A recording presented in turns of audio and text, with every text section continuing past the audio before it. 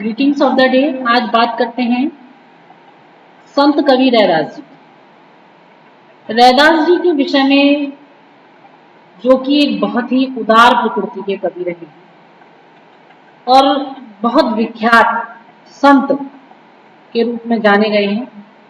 इनका जन्म सन 1388 में और कुछ विद्वान मानते हैं कि 1398 में हुआ और कुछ का मानना है कि 1388 से 1518 के आसपास जो है इनका जन्म काल रहा। और इनका जो जन्म है वो बनारस में हुआ था। ये संत कबीरदास जी के समकालीन थे, जिनकी ख्याति से प्रभावित होकर सिकंदर लोदी ने इन्हें दिल्ली आने का आमंत्रण भी भेज दिया। जो मध्ययुगीन साधक हैं, संत हैं और जितने भी निर्गुण काव्यधारा की ज्ञानाश्रयी शाखा के संत कवि हुए हैं, उनमें रैदास को एक विशिष्ट स्थान प्राप्त है। जो भी अंतः साक्ष्य हैं उनके अनुसार रैदास को रामानंद जी का शिष्य कहा गया है, लेकिन पूर्ण प्रमाणिकता इसकी अभी भी सिद्ध नहीं है। पूर्ण रूपेण नहीं कहा जा सकता, पर जितने प्रमाण मिलते हैं और जैसा रैदास जी की पदों में वर्णन है, उससे यही अनुमान है कि रामानंद जी इनके गुरु थे। कबीर अन्य संतों की भांति ही प्रमुख कवियों में विशिष्ट स्थान रखते थे और प्रमुख संतों में विशिष्ट स्थान रखते थे। कबीर ने स्वयं इन्हें संतन में रविदास कहकर इस बात की मान्यता दी है, प्रमाणित किया है कि संतों में रविदास श्रेष्ठ स्थान रखते। और जिस प्रकार जो निर्गुण भक्ति काव्यधारा के जितने भी संत कवि रहे हैं और जो उस समय की प्रवृत्तियां रही हैं, वो प्रवृत्तियां इनके काव्य में भी देखने के लिए मिलती हैं, इनके पदों में भी मिलती हैं। और मूर्ति पूजा, तीर्थ यात्रा जैसे दिखावों में और संत रैदास जी का बिल्कुल भी विश्वास नहीं। वह व्यक्ति की आंतरिक भावनाओं और आपसी भाईचारे को सच्चा धर्म मानते। रैदास ने अपनी काव्य रचनाओं में सरल व्यवहारिक ब्रज भाषा का प्रयोग किया, जिसमें उन्होंने अवधी, खड़ी बोली, राजस्थानी और उर्दू फारसी के शब्दों का भी समावेश किया है। रैदास जी के विषय में और अधिक जाने तो नाभा दासकृत जो भक्तमाल है, उसमें रैदास जी के स्वभाव और उनकी चारित्रिक उच्चता का प्रतिपादन किया गया है। प्रियादासकृत जो भक्तमाल की टीका है, उसके अनुसार चित्तौड़ की झाला रानी उनकी शिष्या थी और वह महाराणा सांगा की पत्नी भी थी। इसी प्रकार एक स्थान पर और कहा गया है कि जो चित्तौड़ की रानी मीराबाई थी, वह भी रैदास की शिष्या थी। उन्होंने भी रैदास जी का शिष्यत्व ग्रहण किया था और अपने पदों में उन्होंने अनेक स्थान पर गुरु के रूप में रैदास जी का स्मरण किया है। कहती है कि गुरु रैदास मिले मोहि पूरे, धुर से कलम भिड़ी, सतगुरु दई जब आके जोत रवि। तो इस प्रकार मीराबाई जी ने अपने गुरु के रूप में रैदास जी का वर्णन किया है और अपने पदों में उनको चित्रित किया है।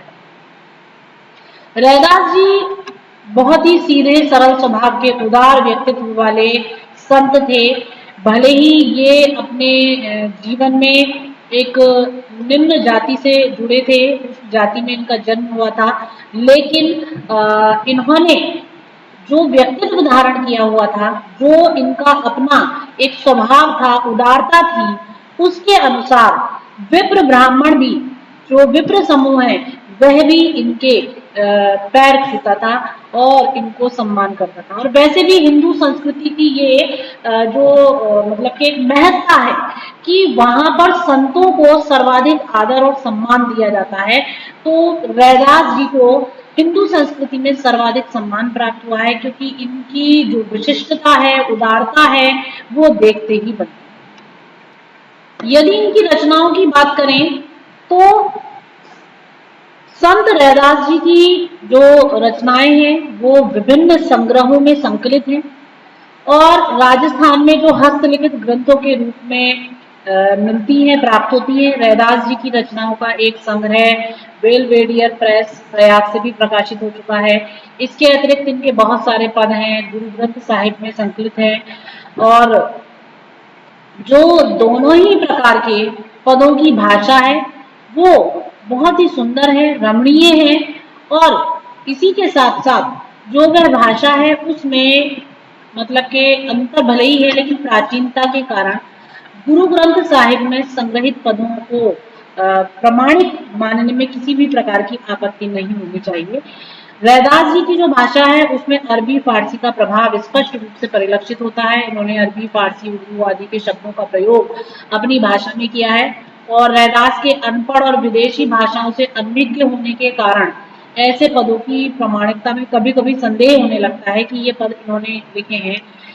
तो रैदास जी के पदों पर अरबी फारसी का प्रभाव अत्यधिक दिखाई देता है, प्रचलित है वो। एक प्रकार से हम कह सकते हैं कि रैदास जी ने जिस भाषा का प्रयोग अपने पदों में किया है वो एक लोक प्रचलित भाषा है जिसका प्रयोग उन्होंने किया है। एक पद देखते ही बनता है और जो बहुत ही प्रसिद्धि को प्राप्त है, इन्होंने लिखा है कि अब कैसे छूटे राम रट लागी, प्रभु जी तुम चंदन हम पानी, जाकी अंग अंग बास समान, प्रभु जी तुम घन बन हम मोरा, जैसे चितवत चंद चकोर, प्रभु जी तुम दीपक हम बाती, जाकी ज्योति बरे दिन राती, प्रभु जी तुम मोती हम धागा, जैसे सोनहि मिलत सुहागा, प्रभु जी तुम स्वामी हम दासा, ऐसी भक्ति करें रैदासा। तो इस प्रकार जो रविदास जी के पद हैं वो भी बहुत ही प्रिय हैं, और लोग समाज के लोक कल्याण के लिए भी उनमें है।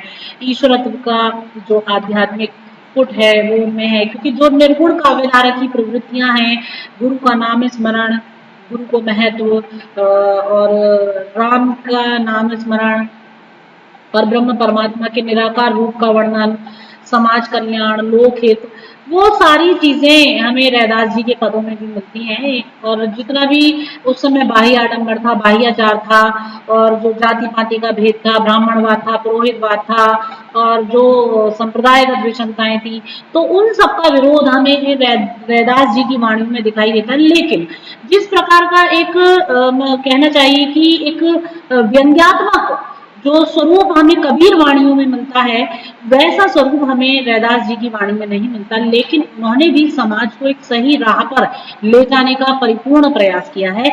एक स्थल पर कहते हैं, जाति जाति में जाति है जो केतन के पात, रैदास मनुष्य ना जुड़ सके जब तक जाति न जाए। तो बहुत ही अच्छा भाव है कि व्यक्ति की मानवता से जुड़ी है, और जब तक जाति जाति में आप डूबे रहेंगे, जात पात का भेदभाव करते रहेंगे, तब तक आप मानवता से जुड़ ही नहीं पाएंगे। और अगर इसमें देखें तो जब तक हम ब्रह्म की प्राप्ति भी नहीं कर सकते, जब तक हम इस सांसारिक ईर्ष्या, द्वेष और भेद के भावों में लिप्त रहेंगे। एक स्थल पर कहते हैं कि रैदास कनक और कंगन माही, जिन्हीं अंतर कुछ नाही, तैसे ही अंतर नहीं हिंदुअन तुर्कन माही। तो जो हिंदू और मुस्लिम संस्कृति में उस समय एक बहुत बड़ा विद्वेष हमें देखने के लिए मिलता है, एक विषम परिस्थितियां देखने के लिए मिलती हैं कि एक दूसरे के प्रति एक अलगाव दोनों संस्कृतियों में देखने के लिए मिलता है। तो उसके विरोध में उन्होंने ये बात कही है कि जो कनक और कंगन है, जिस प्रकार से उसमें कोई अंतर नहीं है, कनक से ही कंगन का निर्माण हुआ है, तो उसी प्रकार से हिंदू और तुर्कों में भी कोई अंतर नहीं है, सभी संस्कृतियां एक हैं, क्योंकि परब्रह्म परमात्मा के द्वारा ही संपूर्ण सृष्टि की रचना की गई है। और जब उसको बनाने वाला एक है, वो एकत्व धारण करने वाला परब्रह्म परमात्मा है, तो उसकी सृष्टि में अंतर कैसे हो सकता है। इसी प्रकार से एक स्थल पर कहते हैं कि हिंदू तुरक कहीं कछु भेदा, सभी महा एक रक्त और मासा, दो एक दूजा नाही, तो क्यों सोई रैदासा। एक और अच्छा प्रमाण देते हुए कह रहे हैं कि अगर चलिए आप इसमें अंतर मानते हैं कि अलग अलग संस्कृतियों के होने पर व्यक्तियों में अलग अलग मतभेद है, तो सबका जो एक निर्माण सृष्टि के द्वारा किया गया है, एक प्राकृतिक निर्माण संपूर्ण मानव सृष्टि का किया गया है, तो वो क्योंकि एक ईश्वर के द्वारा किया गया है, इसीलिए संपूर्ण मानव सभ्यता के मध्य प्रवाहित होने वाला, जो मानव शरीर के अंदर प्रवाहित होने वाला रक्त है, वो एक ही है, एक ही स्वरूप है। केवल हमें अपने हृदय की भावनाओं को शुद्ध करना है, और जब हम उन हृदय की भावनाओं को शुद्ध करने में सक्षम हो जाएंगे तो हम एक हो जाएंगे। ठीक है, तो इसी प्रकार से और बहुत सारे दोहे हैं उनके जो उन्होंने लिखे हैं कि रैदास कहें जाके हदे रहे रैन दिन राम, सो भक्ता भगवंत संग क्रोध न व्यापे।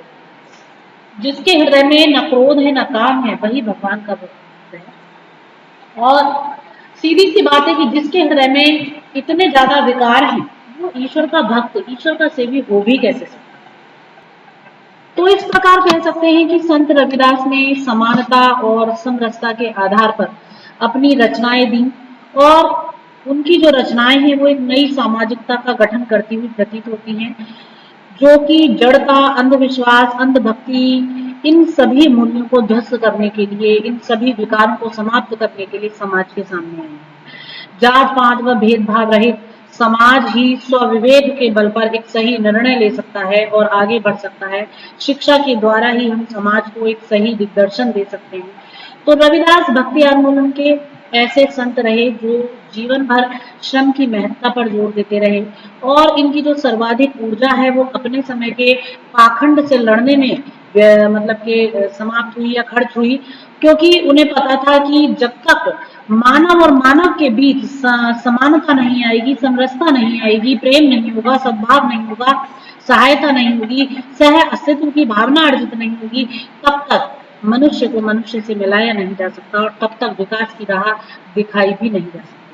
तो उन्होंने इस धार्मिक पाखंड को समाप्त कर अंतर्मन की पवित्रता पर जोर दिया, और जैसे कि महात्मा गांधी अपने धर्म का पालन करते थे लेकिन कर्म कांड की बजाय आत्मा की शुद्धता को अधिक मानते थे, उसी प्रकार से रविदास जी ने भी यही कहा कि कर्म कांड से भी ज्यादा अधिक बलशाली हमारी आंतरिक मन की पवित्रता है, और जब हमारा मन पवित्र होगा तो हमारे हृदय में किसी प्रकार का कोई विकार ही नहीं होगा, और जब विकार को स्थान ही नहीं है तो द्वेष आदि नहीं होंगे। प्रत्येक ओर एक सुंदर मानवता जो है वो पल्लवित और पुष्पित होगी, और उसी सुंदर मानवता के द्वारा जो हमारी मानव सभ्यता है वो अग्रसर होगी। तो इस प्रकार कवि रविदास जी का जो पूरा जीवन परिचय है वो देखा जाए, उनका कृत्य देखा जाए, उनके व्यक्तित्व का दिग्दर्शन किया जाए, उनके कृतित्व का दिग्दर्शन किया जाए, तो अंततः यही कहा जाएगा कि वह एक उच्च कोटि के उदार मना संत थे जिन्होंने अपनी वाणियों से समाज को निरंतर एक नई राह दिखाने का प्रयास किया। धन्यवाद।